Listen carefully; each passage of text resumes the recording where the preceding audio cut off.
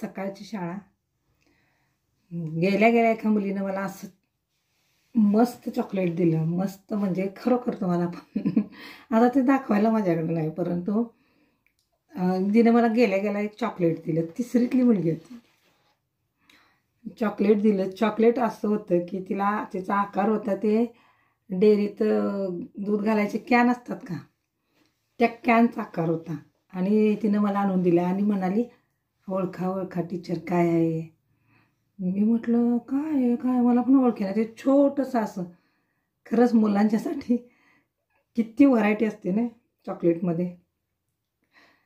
मी खाल्लं ते आणि ती म्हटली तुम्ही आता, मी म्हटलं मला दाखवायचं होतं का मला व्हिडिओमध्ये तुझं चॉकलेट, म्हणजे सोमवारी तुम्हाला घेऊन येते. तर नाही म्हटलं, मी रविवारी बनवणार आहे व्हिडिओ, शनिवारी पण बनवणार, मग काय करायचं. अहो टीचर कशाला टेन्शन घेते, मी आणून देणार आहे तुम्हाला. दे बाई म्हटलं. आणखी एक गोष्ट दाखवते मी तुम्हाला. दिसलं, हे पण एका मुलानं मला दिलं आहे. आणखी एक दाखवते. आणि हे आपले शूजला लावलेले असतात ना, आता अलीकडे नवीन नवीन पावसाळ्यात प्लास्टिकचे शूज त्याला लावलेले दाखवलं. आणखी बघा, हे तुम्ही बघा, ही अशी शाळेतली मुलं असतात. आणि हे झाडं दाखवलं, हे दाखवलं, आणि हे दोन आहेत असे. तर त्यांना की नाही फार हवं शिक्षकांना काय काय दाखवायचं. लहान मुलांच्यातच शिक्षकांना खरं प्रेम मिळतं. मोठी झाली की ते शिक्षकांचं बरोबर ॲनालिसिस करतात, म्हणजे कसे आहेत, कसे बोलतात, कसे वागतात, कसे कपडे घालतात. लहानपणी ते चांगले असतात. दुपारचे 2 वाजले की माझ्या पोटात बेल वाजते, कारण दुपारी 2 वाजता जेवणं हा अनेक वर्षाचा माझा टाईम टेबल आहे. तर आता मी जेवणार. 2 वाजत आले की भूक लागलीच पाहिजे असा माझ्यासाठी नियम आहे. बाहेर जरी असले तरी मला 2 वाजता भूका लागतात.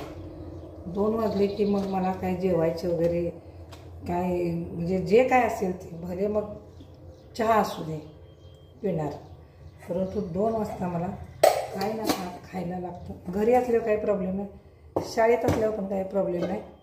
शाळेत जेवण असतंच, गरम गरम असतं. भात, आमटी, खिचडी असेल तर मग हे असतं, खिचडी भात असला तर एखादी सरसरीत रसभाजी असते. शाळेत छान सोय असते.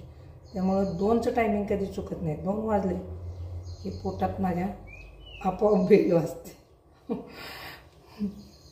महिन्यात ना पुष्कळ भाज्या असतात.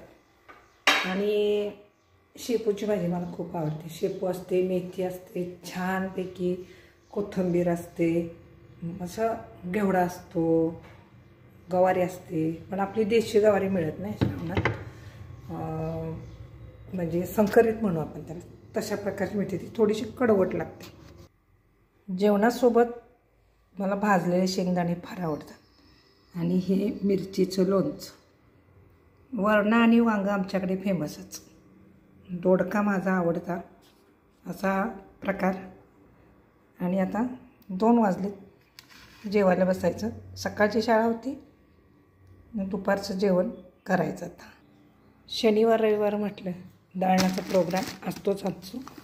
घरघंटीत आज हे 5 वाजेपर्यंत सगळं दळून ठेवायचं. शनिवार रविवारी दळणं हा एकमेव कार्यक्रम आमच्या घरी असतो. तांदूळ असू दे, ज्वारी असू दे, नाचणी असू दे, किंवा गहू असू देत. गहू काल दळे, आज ज्वारीचा नंबर आहे. आज ज्वारीचा दळण करून घ्यायचं. जेवण झालं की परत छान गप्पा मार.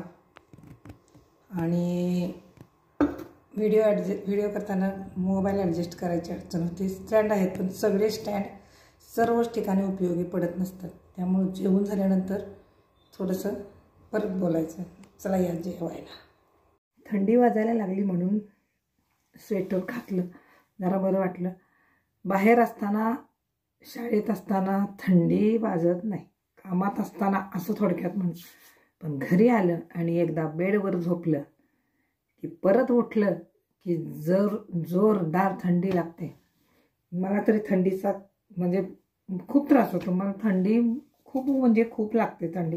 तर असो, तर आमच्या कोल्हापुरात सध्या एक गाजणारा विषय आहे, तो म्हणजे नांदणीच्या महादेवी माधुरीचा. आता पूर्वी आमच्याकडे ज्योतिबा म्हणजे आपण वाडी रत्नागिरीचा आपला ज्योतिबा, दक्षिण ज्योतिबा तो. तर तिथं तुम्ही बरेच जण गेला पण असाल, जात पण असाल. तर तिथं पण सुंदर नावाचा हत्ती होता, तो पण गेला. कसं त्यांना साखरदांडानं वगैरे बांधायचं नाही, असं पेटाचे काही नियम आहेत. परंतु त्या भागात जिथं हत्ती असतात त्या लोकांना त्यांची सवय झालेली असते आणि ते माणसाळलेले पण असतात. परंतु काही पेटाचे काही नियम आहेत, त्या अंतर्गत माधुरीला किंवा महादेवी आपण म्हणू तिला घेऊन गेले. परंतु इकडं लोकांना त्या गोष्टीचं प्रचंड दुःख झालंय, भावना जोडलेल्या असतात ना.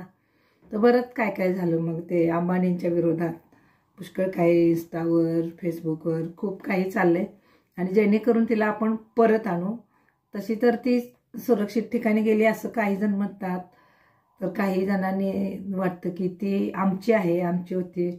अशा विविध प्रकारच्या ह्यांना ऊत आलाय. मी कॉलेजला होते तेव्हा सांगलीला होते तेव्हा सांगलीत पण तिकडं राजघराण्यात त्यांच्या पटवर्धनांच्या तिथं म्हणजे हत्ती होता, हत्ती पाळण्याची परंपरा. पण कसं आहे, लोकांच्या भावना जोडलेल्या असतात आणि त्या मठात हत्ती होता नांदणीच्या, ती आपली माधुरी. तर खूप म्हणजे वाईट वाटतं बघताना. तिची जागा दाखवतात, तिला आणून ठेवलेले केळाचे मोठे मोठे घड आणि ती जाताना रडत होती, तिच्या डोळ्यात अश्रू होते. तिला जो सांभाळणारा माहूत होता तो खूप रडत होता. ते एकंदर सगळं भावनिक वातावरण. पण शेवटी आता आपलं काय चालणार, बघूया. लोक प्रयत्न करतायत, रिलायन्सचे कार्ड घेऊ नका, पोर्ट करून टाका, असं बऱ्याच चर्चा रंगलेत. शेवटी आपण कायद्याच्या बाबतीत काही बोलू शकत नाही. आपलं नॉलेज तिकडे तोकडं आहे आणि प्राण्यांच्या पण पेटाच्या काही नियमाच्या अंतर्गत देखील एवढं काय बोलायचे म्हणजे मला तर काही जास्त माहिती नाही. परंतु एकंदर वातावरण माहोल कोल्हापूरचं असं आहे की इमोशनल आहे. तर बघूया काय घडतंय ते. आत्ता नक्की नाही सांगू शकत, समजेलच. बातमी आपण टी व्हीवर बघायला काय हरकत नाही. बघू, असू दे. असे विषय येत जात राहत असतात. सारखं स्वेटर घालून बसणं मला पण नाही जमत. एकदा ठेवून टाकतो. कसं होतं, सतत स्वेटर घालून वावरणं काही जमत नाही. काढून ठेवायचं काम झालं की बेस्ट.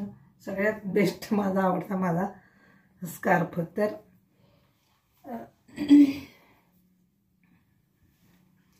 कसाही घ्या आणि मला हा स्कार्फ आवडतोच. तर असो, तर बघा, तुम्हाला आमच्या माधुरी बद्दल काही वाटत असेल तर लिहा कमेंटमध्ये. काही चुकत असेल, आता तुम्ही पण बघतच असाल तर हा भावनिक विषय आहे. तर बघा आणि कमेंटमध्ये लिहा. पण एक व्यक्ती मला असं म्हणाले की यूट्यूबवर ब्लॉग बनवणं म्हणजे काय फार हे नाही, त्रासाचं नाही, किंवा ब्लॉग बनवायचं सोपं आहे. जरासं इकडं जरा तिकडं जरा कॅमेरा फिरवला की ब्लॉग बनवून जातो. तर तसं नसतं. तुम्ही स्वतः जर तुमचं चॅनेल असेल तर तुम्हाला कळून चुकतं की बाबा हे इतकं सगळं सोपं नसतं. आणि ब्लॉग बनवण्यात तुम्हाला कंटेंट्स पण सुचावे लागतात, थंबनेल बनवावे लागतात, डिस्क्रिप्शन बॉक्समध्ये काहीतरी लिहावं लागतं आणि भरपूर अशा गोष्टी असतात की ज्या यूट्यूबच्या अंडर राहून आपल्याला फॉलो करायच्या असतात. तर आता वाजलेत 5. हा कसा पेरू काय झालं, जरासा साईडला खराब झालेला, मग कट करून टाकला. आता मीठ लावून खायचं. चहाच्या ऐवजी एक पेरू खायचा. थंडी गार नाही ते पेरू लागत. कोण कोण म्हणत असेल थंडी आहे आणि पेरू काय खाता, पण नाही, मला आहे सवय तशी. तर इकडून तिकडून मोबाईल फिरवला की ब्लॉग बनतो. हा डोक्यातून समज काढून टाका. फार स्ट्रगल असतो यूट्यूबवर टिकून राहण्यासाठी देखील. गुगल पेचे जेवढे फायदे आहेत ना तेवढे तोटे पण आहेत. जर आपण आपल्या मोबाईलमध्ये गुगल पे आहे आणि पैसे पण आहेत म्हणून जर निवांत राहिलो तर कधी कधी असा प्रसंग येतो की काही ठिकाणी नेटच नसतं किंवा बँकेचा सर्व्हर डाऊन असतो. म्हणून नेहमी खिशात थोडे तरी पैसे शिल्लक ठेवावे. अन्यथा पैसे भरपूर मोबाईलमध्ये किंवा गुगल पेवर असून देखील कोणाकडे तरी मागून घ्यायची वेळ.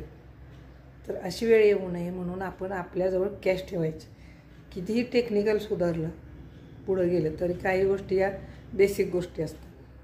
तर मला याचा खूप अनुभव आलेला आहे. आमच्या खिडकीतून ना असं भाताचं शेत दिसतं बघा दूरवर, पोपटी रंगाचं. खूप छान वाटतं बघा. आज उन्हाचे थोडे किरण आहेत, परंतु असं होतं की या उन्हात पाऊस उघडलेला असतो आणि सापाची बारीक बारीक पिल्ली फिरत असतात. त्यामुळं बाहेर जाऊन काही शूट करायचं तर पायाकडं सर्वात अगोदर बघा. आज काय फार गंभीर वगैरे विषय घेतला नाही. असंच हसत खेळत म्हटलं छान बोलावं तुमच्याशी. आणि दरवेळी आपण काय ज्ञानाचे डोसच दिले पाहिजेत असं काय नसतं. कधी कधी सहजतेनं बोलणं देखील हा एक व्लॉगचा भाग असू शकतो, हे लक्षात घ्या. आणि जरी माझा व्लॉग मोठा झाला असेल तरी देखील आवर्जून सुरुवातीपासून शेवटपर्यंत बघा. आपल्याला घरात असल्यानंतर असा हा व्लॉग जर असेल तर आपण थेट एखाद्या मैत्रिणीशी गप्पा मारतो किंवा पाहुण्यांच्यात बसलं हे फिलिंग्ज येतं आणि कुणी तर आपल्या मनातलं बोलतं का, हा पण आनंदाचाच भाग आहे ना. चला तर मग कसा वाटला आजचा व्लॉग, लाईक करा आणि सबस्क्रिप्शनसाठी मी फार रिक्वेस्ट करत नाही. तुम्हाला आवडलं तर तुम्ही जरूर सबस्क्रिप्शन करून टाका.